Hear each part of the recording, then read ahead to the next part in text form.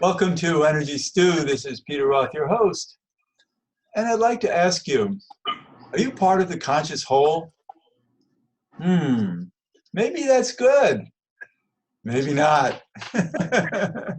We're going to learn about what this means so that you can perhaps differentiate yourself a bit in this world and see what you're working with in life. So to help us do this is the author of a book called The Conscious Whole. And we're talking with the author, William T. Kenny. William, welcome to Energy Stew. Yes, thank you very much for having me. I appreciate it. And are you a member of the Conscious Whole? Well, we all are a member of the conscious whole. We all contribute to the conscious whole, and we all create the conscious whole through our thoughts and our actions and our behavior. Do you ever separate yourself from the conscious whole? Well, I suppose you can try to, but what I describe in the book is this force that's kind of created by us, but hard for us to perceive, and that's a force that appears to act outside of our influence, but we are really the creators of that force. Right. And that force shapes reality. So we might think of that force as groupthink, that we have agreed coming into this world that this will be a third dimensional reality based on certain principles that we have to live by, for instance, gravity, etc., density. And perhaps that's all an illusion, but we've agreed to make it real. Is that true? Exactly right, yeah. And there's, part of this that's required to live in the life that we're living in, just as you said. We all have to agree on certain principles. We have to agree what a red traffic light means and what a green traffic light means. Otherwise, we can't drive around on the streets. And the same thing, I believe, applies to the more tangible parts of reality, the physical world of biology and physics and nature. We all have to have some sort of agreement of how it's going to behave. And the conscious whole is a manifestation of that. And the force that controls that reality that's created by all humans on Earth. And because we create this reality, the physical manifestation of the world follows that reality. And we often are not conscious of the conscious whole. We think that nature is outside of us and that it's just going forward without us being present. And the idea is that we are actually the ones controlling reality and creating this larger force, creating the world and creating the particles in the world. So what it is that reality is really subjective, but we assume that it's objective because we're in the agreement that our bodies have density to them, etc. Now, your book is a novel, and it's a wonderful novel. I mean, I really enjoyed reading it because Thank you. Spells out these great truths through a wonderful adventure. Mm-hmm. Yeah, it's exactly right. And it's a story about a man named Andy who has a terminal illness, and it's about the identification of that illness and what it means in his world, in the world of the conscious whole where he lives. And it decides that he doesn't like that, and he wants to try to find a way out, even though biology says and all the doctors say that he's going to die. And so he ventures out to a different land and finds a place where people don't think like he thinks in the conscious whole, and discovers there's a lot more to reality than the conscious whole had showed him. And what I try to do is tie that into the biology of his disease process and show you that what we currently think of disease and what we currently think of biology, and particularly of DNA, may not necessarily be true. And that we have to look to other theories, particularly theories of physics, that show where small particles, really small particles, behave differently than large particles and larger pieces of the world, the macroscopic world. And when you're dealing with DNA in the body, DNA is so small, and we study it and we treat it as if it's permanent. But not only does it move around, and not only does it change configuration on a chemical level, but when you look even deeper on the physical level of the molecules, if they behave as quantum physics says, where it's determined essentially by the environment, but not the physical environment, also the environment of the observer in that situation and the person doing the experiments, that those molecules can change, and they don't have to be as we see them. Right, and this is the biology of belief that Bruce Lipton is famous for. Exactly. Yeah, that was a great book, and it's very similar. It's along that vein as well. Right. And so what's wonderful about this book is that it really shows that we're only victimized by our thought processes, which are groupthink processes, which are the conscious whole, that we're programmed for. So we're programmed to believe in our limitations. And that's supposedly objective. Mm-hmm. Yeah, exactly. And it's the limitations, and that's another central theme of the book is, what are limitations? And what, not only what are our physical limitations, but what are the limitations of biology? And what the conscious whole, what that book comes down to, the limitations of biology are determined by this larger force, the conscious whole. And we're living within this limitation, and all the scientists observe the limitations, and we say that's just the way the world is. But if you change those limitations by changing the conscious whole, we would observe a different world. And so just like you say, we're kind of part of this created reality. And we're inside the bubble. We're looking around the bubble. We're saying, well, things are inside the bubble are the way they are because that's the way they are. But really outside of that bubble, you have a force acting on the world, creating it as such. Right. And yet in your book, the conscious whole becomes nefarious. It really is out to protect itself against people who believe in opportunity. Yeah, and that's another theme of it. So it's I try to describe it as a natural force and not something that's necessarily good or bad from the beginning. But as you say, it changes over time. It gains its own power. It becomes autonomous on its own, and as such, it wants to protect itself as any living creature would. It wants to survive. And in order to survive, it needs to maintain the current ideas. And those current ideas, they're fed by the people. Right, but this is also what people are afraid of about artificial intelligence. Yeah, that's true. Creating a different set of values, essentially. Well, that we aren't in control of. Yeah, exactly right. And the book is, the conscious whole. You have this creation of this force that's outside of our control, essentially. Although it's slightly ironic because we are the ones controlling the conscious whole.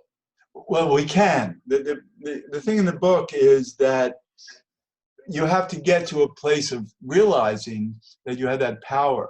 Mm-hmm. Until then, everybody is the victim of the conscious whole in the limited belief system of it. Mm-hmm. And it wants to maintain that at all costs. Exactly right. It's similar to suppressing votes because you don't want the people to rise up against the government, the status quo.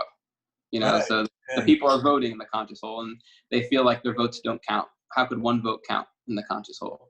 And the book about Andy's journey, they give up. And I think there's a parallel in real life too. We say, well, what does our one vote count? We think differently. Why only have two presidential parties when the third vote won't count?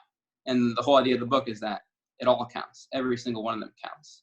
And it counts for creating reality, but also for even more on a more pragmatic level, helping people around you and creating a nice environment for your surroundings and for other people around you and acting in goodwill around the world.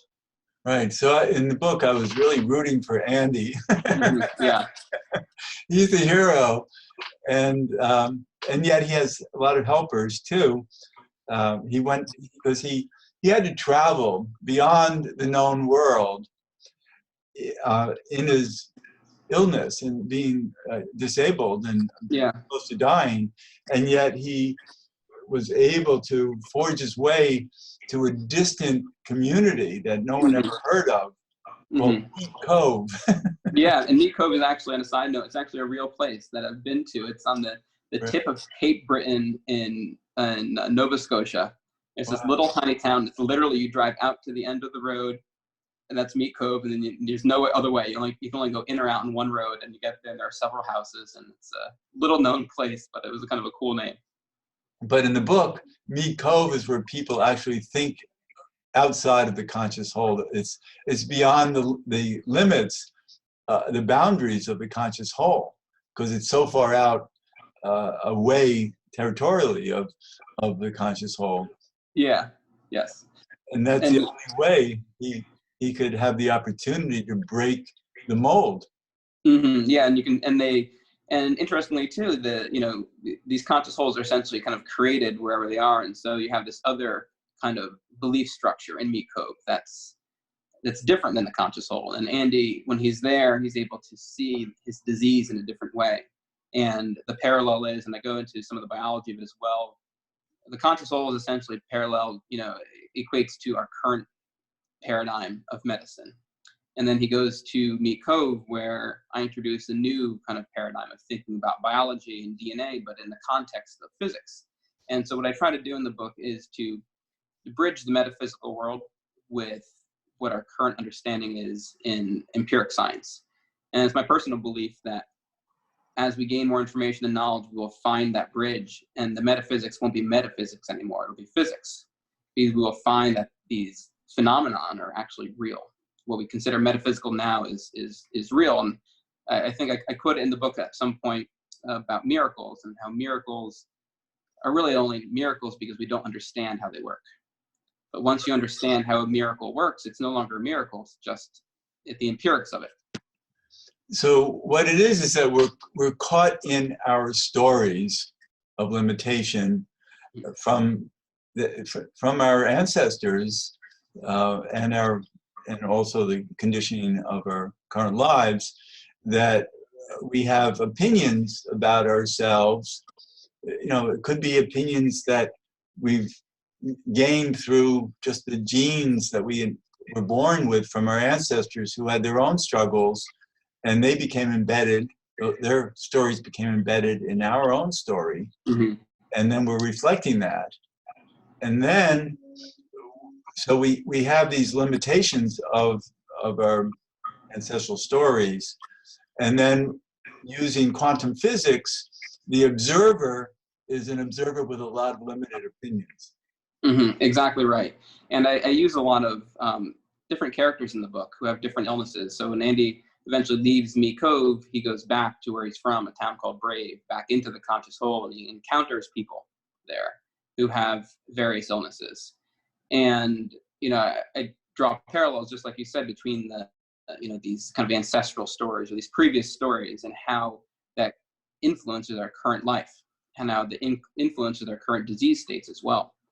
And it's a lot of those characters that are in the book are actually based on real people, from my medical training and medical experience and interacting with patients. Wow. And so it's, all the names have been changed, of course, and there's nothing identifying, but it's, a lot of those experiences are based on real characters. Andy's actually based on a real person, but it's a different name, and of course, but he's someone who I had met in the past.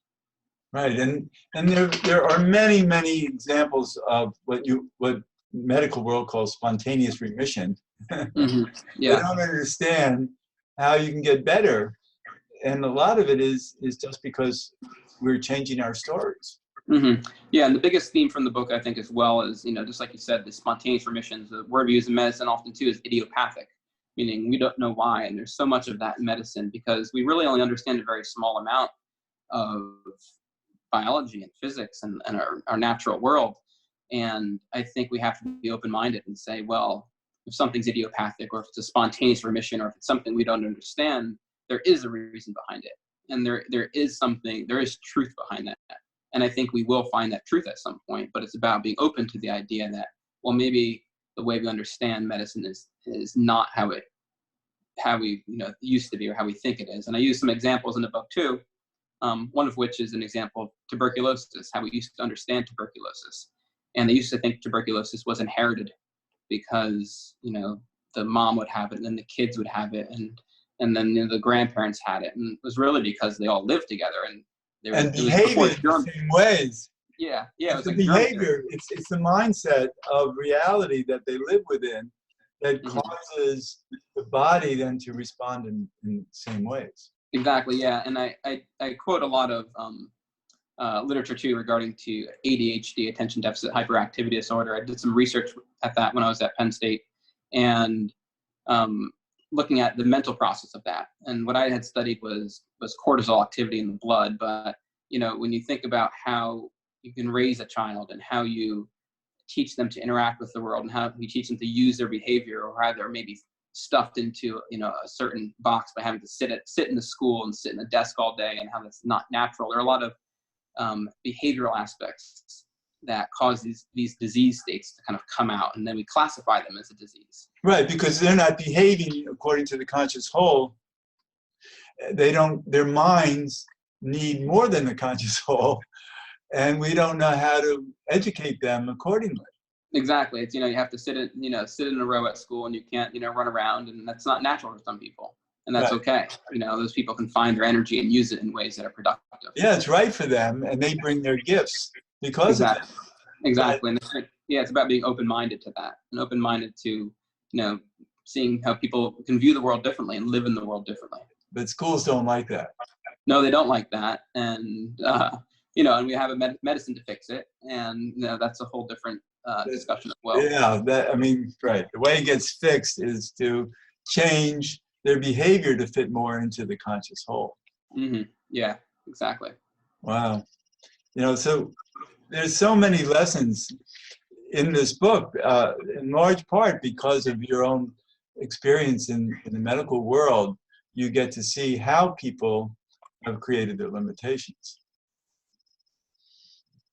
And you know, that keeps... Yeah, correct. And you know, and it keeps repeating itself. Yeah, and it will, until there's Mm-hmm.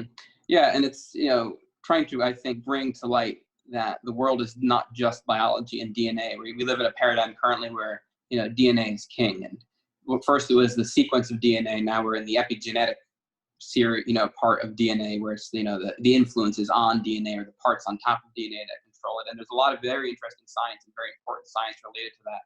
And what I go into the book is maybe a different layer of that. And it's not that the DNA, our understanding of DNA is incorrect, it's just incomplete. And it's bringing more, you know, a different layer to it of, we have other forces acting on our DNA. We have forces in the particle world, in the subatomic world, in the quantum world that are acting on that DNA. And that DNA is so vital to our health and how we live and to disease states. But we have to kind of, you know, look on this other level and what is influencing our DNA. And that is another big central theme in the book. And so what I'm thinking about is information that the DNA needs. And that information can come from many places, including wholesome foods. Foods are information. Mm-hmm. And everything is information. Light is information. And so when we can saturate our body with healthy information, mm-hmm. including herbs, elemental particles, all mm-hmm. kinds of things that we might be lacking and have a disease state because that information isn't there. Mm-hmm. And then... Yeah, no, that's a very good point. Thank you.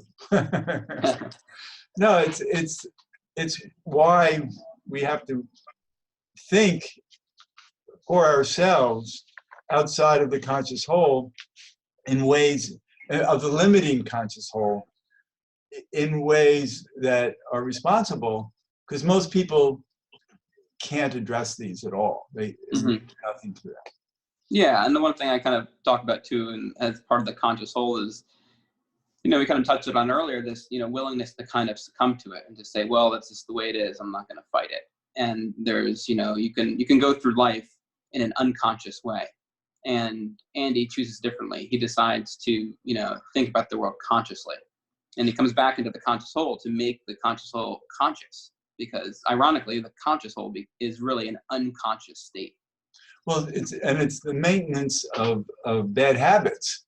Mm-hmm. You know, people, you know, they give up, but also the conscious whole creates addictions. Mm-hmm. You know, the sugar and all the different, you know, even wheat are foods that you can be addicted to, mm-hmm. and in the end aren't as healthy as other foods might be. And so you're applying yourself with all kinds of forces that keep you ignorant. Mm-hmm. Exactly. Yeah. Yeah, the information that's available to us from nature, from the universe, mm-hmm. is not hitting these people, and so their bodies become more ignorant and self-destruct. Yeah, and that's another thing I kind of bring up too in the book is the how the encoding of information in nature and the encoding of information in our world and how that information is passed along. And so, there's also a lot of spirituality in the book as well, talking about previous lives and previous existences and how those might affect us. Right. And not how those might everybody come can into relate our to current life. that. We can Yeah, relate to our ancestors, but not even to think that our ancestors play a role in this life. Yeah, and I think it Yeah. gives purpose too in many ways. So, there's this one character in the book I talk about. It's a newborn who is born premature, and that's also based on a real person that I had seen, a little premature baby. And it's in that part I talk about previous existences, previous lives, and how those manifested into the current state. Because the big question people ask is why? Why does a child deserve to get cancer? The child does not deserve to get cancer in any way, right? So why does a child get cancer? And we don't have a reason for that. We have the biology reason. There's an aberrant mutation in the gene, and it creates bad cells. Those bad cells cause cancer. But is there something deeper to that? And Right.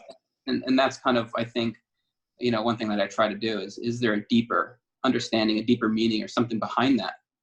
Well, this applying the soul theory that we're born as souls who are choosing these limitations for some past reasons. Yeah, it's a great point. And I mean, one thing we can kind of talk about is, so in the book I have these introductory phrases for each chapter, and I'm very curious to hear what you think of them. They're kind of cryptic, and they're their own story, and I'm curious to hear what your thoughts are. Well, I felt it was more helpful to go back to them than to start the chapter with that. It's like, wait a minute, I don't understand this yet. And then you can go back and say, oh yeah, no wonder you wrote that. Yeah, and so basically for the listeners out there, every chapter has an introductory little blurb, a little paragraph that's written. And that blurb is mostly related to that chapter. But if you can actually read the book and just read those introductory paragraphs, and they're actually their own story. And that story at the end of the book melds into the main body of the story. And like you're talking about with the kind of theory of souls, those introductory paragraphs are essentially, they're a level above a conscious whole. So if you think of the conscious whole, you think of the people on Earth, and then the conscious whole, you can think of like the clouds above their heads, the atmosphere. There's a level above that, and those introductory paragraphs are that level above it, what you might call the soul world, or a world above the conscious whole. And so it's kind of it's a layered message.